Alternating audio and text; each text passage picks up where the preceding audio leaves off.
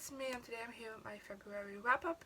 In the month of February, I ended up reading 15 books, which amounted to 4,632 pages, and I read 8 books that I owned, so 8 books went off my physical TBR. For the rest of this task, let's first go to my monthly challenges, and for that I read 4 books that were out of my comfort zone, 5 sequels, 3 new books, 2 TBR reads, and 1 TBR draw, which there's always going to be like that, I think.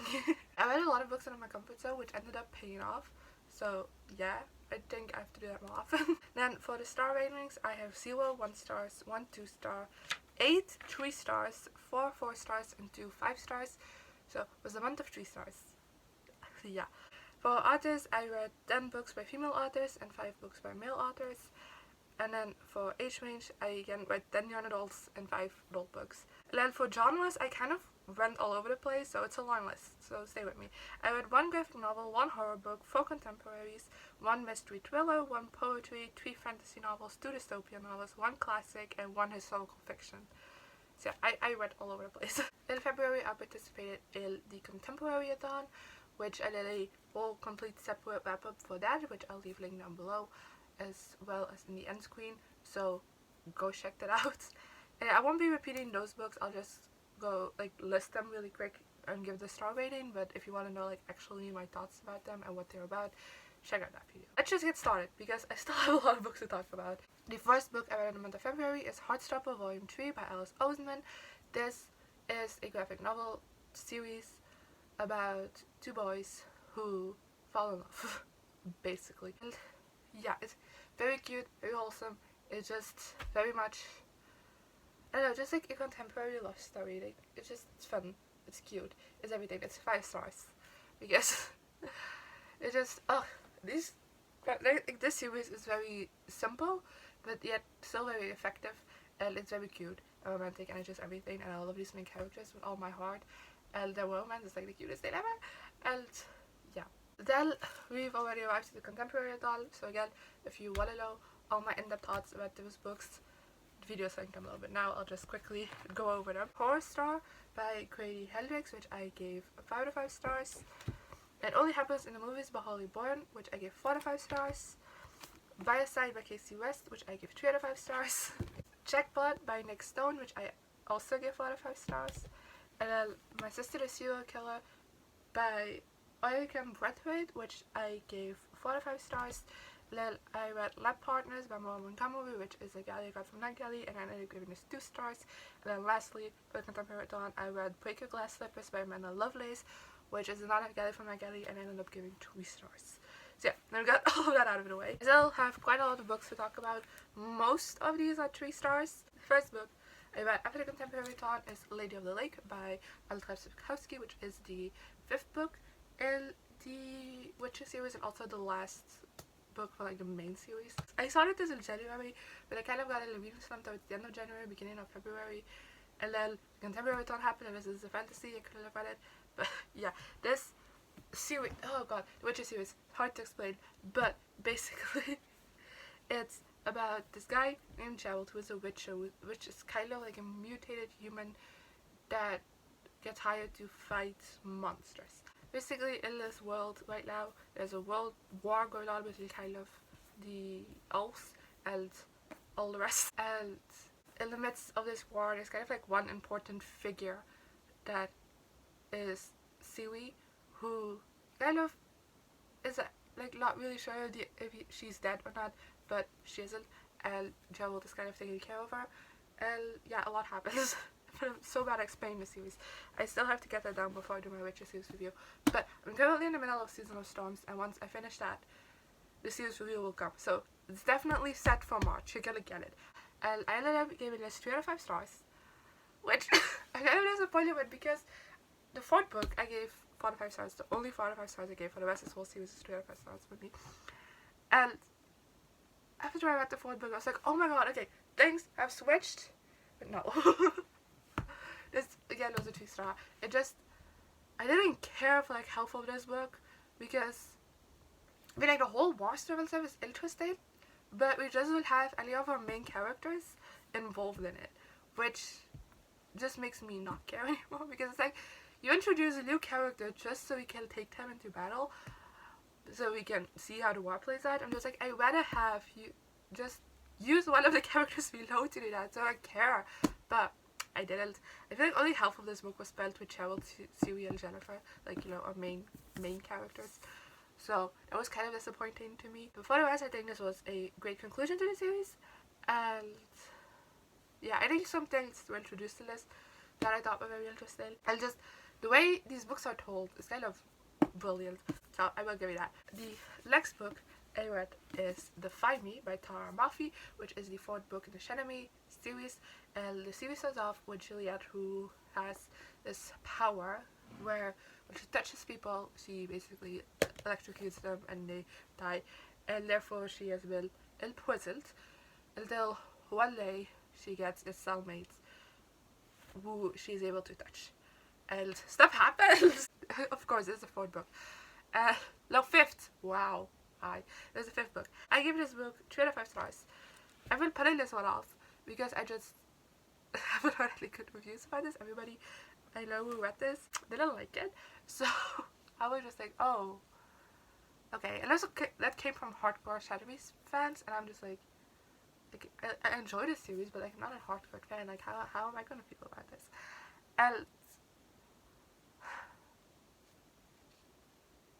I also didn't like it. I mean, it's not bad, not at all, but it just kind of felt out of touch with the rest of the series. First of all, we got a Kenji perspective in this, which I was so excited about, first of all, but I just feel like, honestly, like halfway through this book, that perspective was dropped, and I'm just like, you're just gonna give me it for when they're split up, but once they're back together, like, we don't care anymore about Kenji, good to know. Which was just very frustrating, because I really liked reading from his perspective.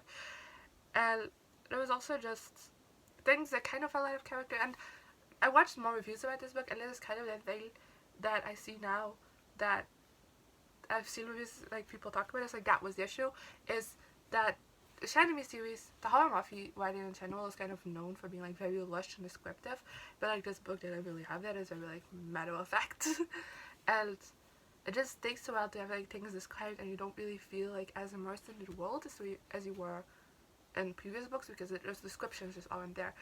The thing that bothered me the most is that there were, like, stuff happening, and it's very constant. It's like, what's happening? And then, like, this the characters throughout most of this book are, like, split up, but then when they come back together, like, they're starting questioning this one character about everything. It just starts explaining everything. I'm just like, we were there with you for this whole entire thing. How did you get this explanation? Because that happened when we were there.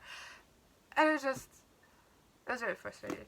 Because I read Defy Me, I also had to read Find Me by Tahereh Mafi, which are the 2 novellas for the second half of the series. I thought I had to read these because the first 2 novellas, but like the original trilogy, were, like, so important. Like, not really things happened that would, like, change the series, but there was, like, a lot of, like, character work in those novellas, and that just wasn't the case for this. Both of these novellas are in Kenji's perspective, and the thing that bothered me the most is that Kenji was just, like, very much an edgelord in these novellas.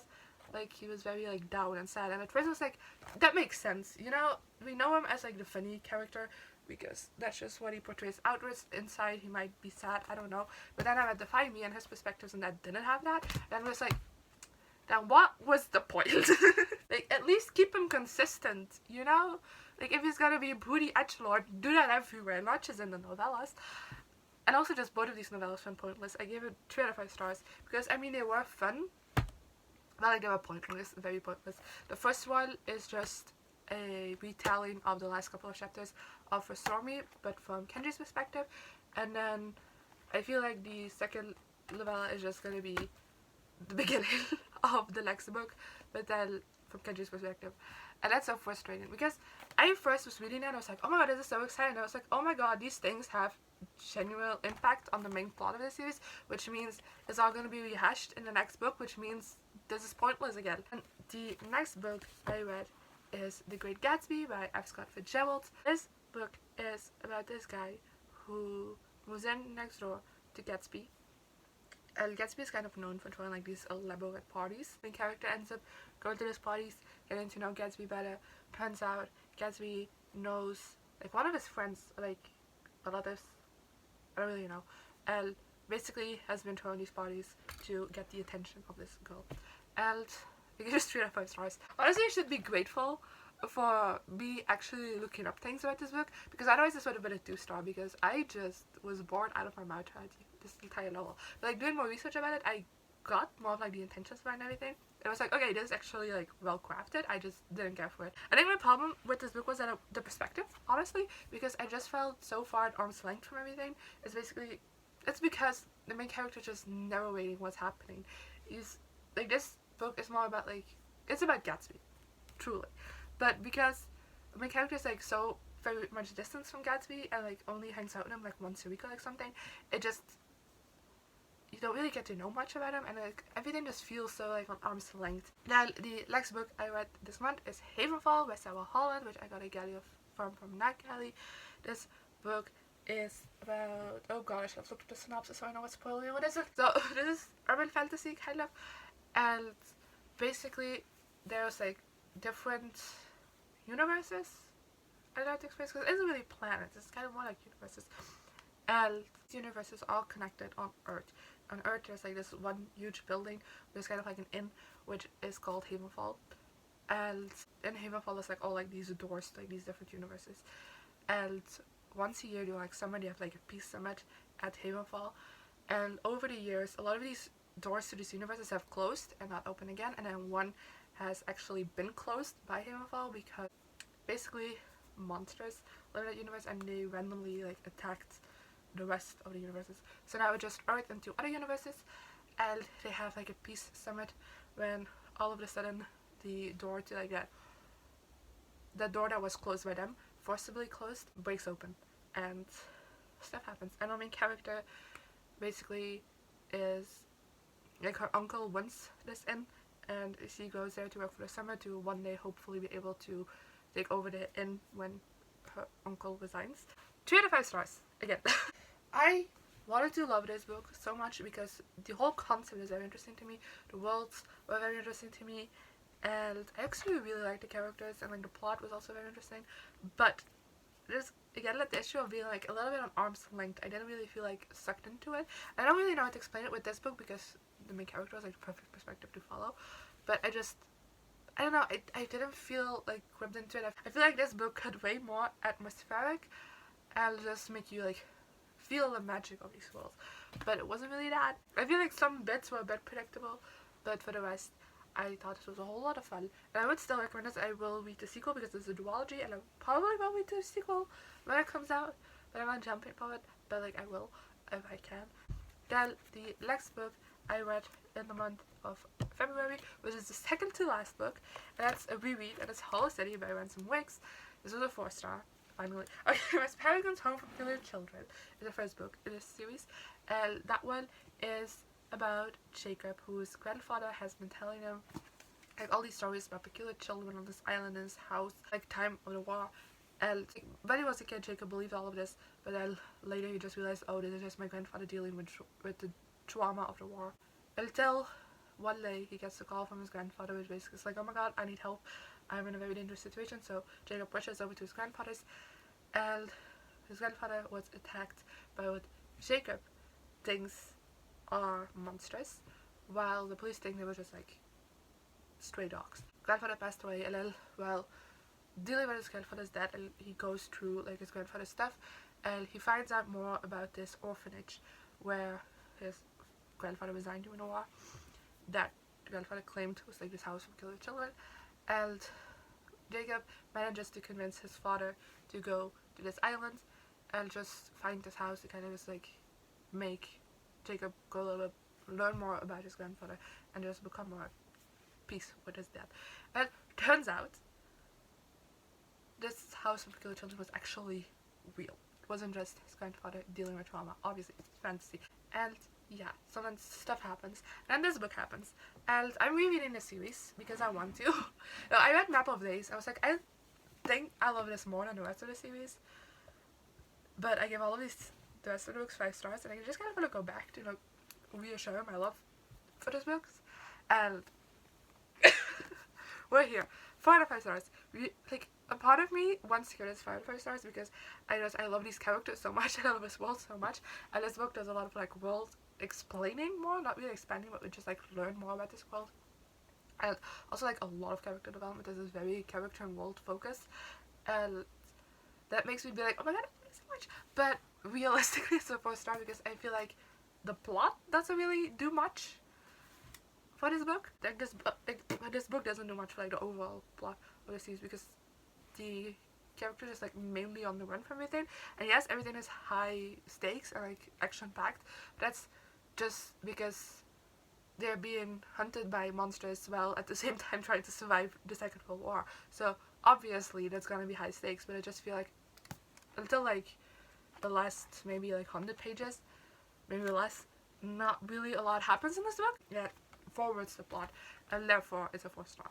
Then we've already arrived at the last book for this video, and that's The Vinyl on the Ground by Rob Rufus, which again I got a galley for from that galley. This book takes place in like in 1968, I believe, and it follows our main character whose brother had been drafted for the Vietnam War and has died, and now our main character is getting to that age where he has to think about enlisting, being drafted, or like going to college, or like whatever options, and his father is very much pushing for him to be enlisted, but he doesn't want to.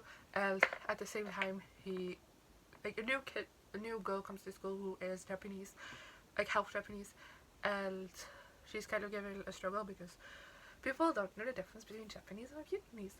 And the two of them, as well as 2 other friends of his, start this music group where they just hang out once a week and listen to music, and they end up being a comfort for him, as well as trying to find a way to get out of being drafted or enlisted or whatever, of going to the war.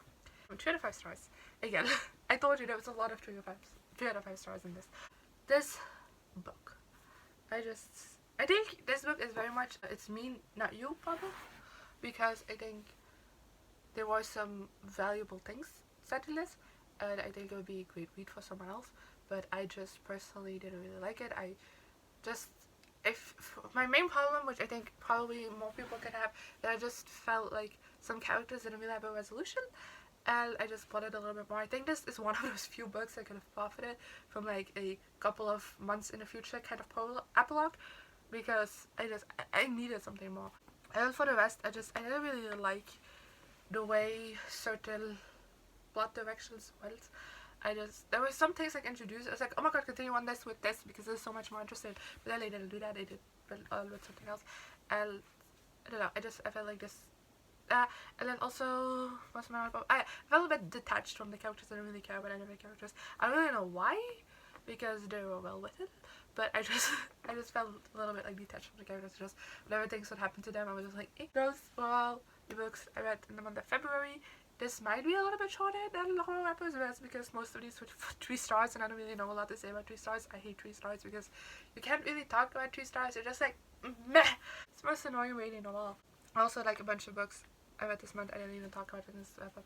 But yeah, again, go check out the Contemporaryathon wrap-up. There's a lot of different ratings in there, a lot of varieties, fun chats. But yeah, if you read any of these books, let me know in the comments down below what you thought of them, as well as what are some of the books you read in the month of February. And I guess I'll see you guys next time. Good.